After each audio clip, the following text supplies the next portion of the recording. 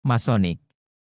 Gerakan Freemasonry Amerika yang dinamakan Kelompok Biduan Daud telah memasang jaringan-jaringannya ke seluruh dunia, termasuk Asia Tenggara. Mereka mendirikan ratusan ikatan di Amerika Serikat dan Eropa. Sebagian lagu-lagunya menghinakan agama secara tersamar. Mereka pun memasarkan tari-tari telanjang bulat dan pertunjukan seks. Gerakan Freemasonry Kelompok Biduan Daud merasuki kota-kota besar di seluruh Asia Tenggara. Yang terkenal adalah di Bangkok dan Manila. Mereka telah berhasil meraih muda-mudi untuk tenggelam dalam alunan musik, asap ganja, marijuana, kabak, pergaulan bebas, tukar-menukar pasangan, hidup bersama tanpa diikat perkawinan, kumpul kebo, berpakaian tersamar, laki-laki menyerupai perempuan dan perempuan menyerupai laki-laki, dan kemaksiatan lainnya. Mereka menyebarkan pengaruhnya melalui seluruh media massa yang ada. Gerakan Freemasonry baru. Di antaranya Rotary dan Lionza. Mereka bergerak dalam bidang sosial kemanusiaan. Anggota mereka terdiri atas kaum cerdik pandai, hartawan, dan pejabat. Mereka giat mencari dana dengan mengadakan berbagai pameran, pertunjukan musik, tari-tarian, sulap, dan perlombaan. Di antaranya bekerja sama dengan kelompok Biduan Daud. Rotary dan Lionza mendirikan distrik-distriknya di seluruh kota di Asia Tenggara. Kegiatan distrik di antaranya menyalurkan dana hasil pertunjukan atau pameran kepada korban bencana alam dan lembaga-lembaga keagamaan, masjid, gereja, kuil sekolah minggu, madrasah, rumah yatim piatu, dan sebagainya. Mereka pun biasa menyelenggarakan pekan ilmiah di antaranya, tentang kebenaran Darwinisme, Sigmund Freud dan ilmu jiwa, perbandingan agama yang merusak akidah Islam, dan sebagainya, atau memanggil mubalik Frere Nason yang pandai bicara. Rasulullah Shallallahu Alaihi Wasallam bersabda, sesungguhnya Allah tidak akan mengambil ilmu itu sekaligus setelah diberikannya, melainkan akan mengambil dengan mengambil ulama beserta ilmunya.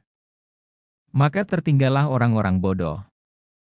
Mereka itu dimintai fatwanya, lalu mereka itu berfatwa menurut kemauan sendiri.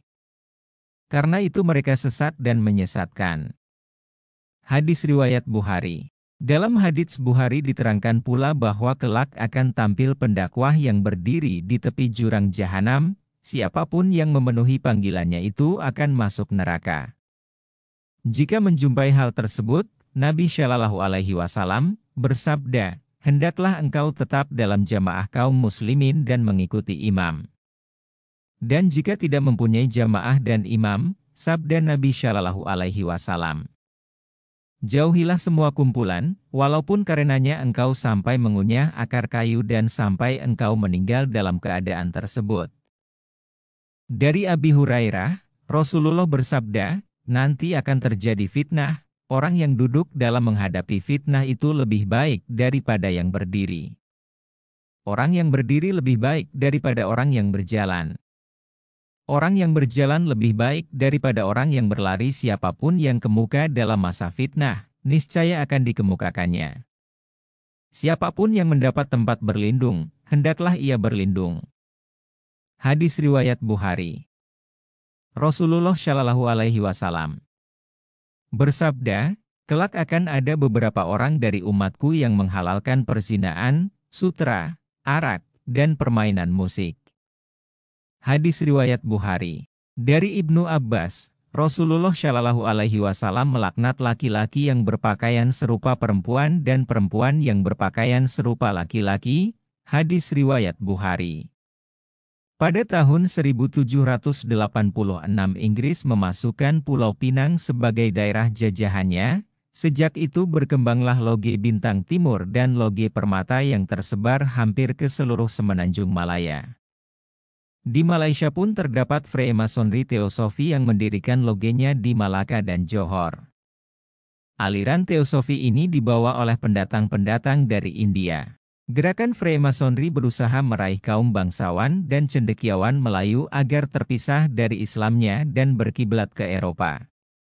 Singapura dijadikan pusat gerakan Freemasonry se-Asia Tenggara sejak masa Inggris menguasai Singapura itu. Dari Malaysia, Freemasonry masuk ke Thailand. Freemasonry menarik pejabat-pejabat untuk menjadi anggotanya. Mereka menggunakan pejabat Buddhis untuk menyebarkan fitnah di Patani, Songkhla dan Jala. Di Burma, bergeraklah kelompok Aura, Cahaya, dan Teosofi. Kelompok Cahaya membentuk gerakan-gerakan sosialis, kelompok Aura merasuk ke pihak agama termasuk menyebarkan fitnah di Arakan yang berpenduduk mayoritas Muslim, dan kelompok Teosofi membina keturunan India di Burma, Myanmar. Di Filipina terdapat beberapa gerakan Freemasonry. Freemasonry lama menggerakkan para pastor dan pemuda Katolik, di antaranya kelompok Freemasonry Jubah Hitam yang terkenal ekstrim. Freemasonry baru masuk ke Filipina pada tahun 1898 dari Amerika Serikat. Freemasonry baru memiliki lebih dari 100 loge yang bergerak dalam pelbagai bidang dan lapisan. Freemasonry Cahaya masuk ke Vietnam pada tahun 1887 dan menyebarkan paham yang mempertentangkan agama Katolik dan Buddha. Freemasonry Asia Tenggara adalah bagian dari Freemasonry Internasional. Sedangkan Freemasonry Internasional itu tidak lepas dari kesutradaraan Bani Israel, dan pokok dari Bani Israel tiada lain adalah Yahudi.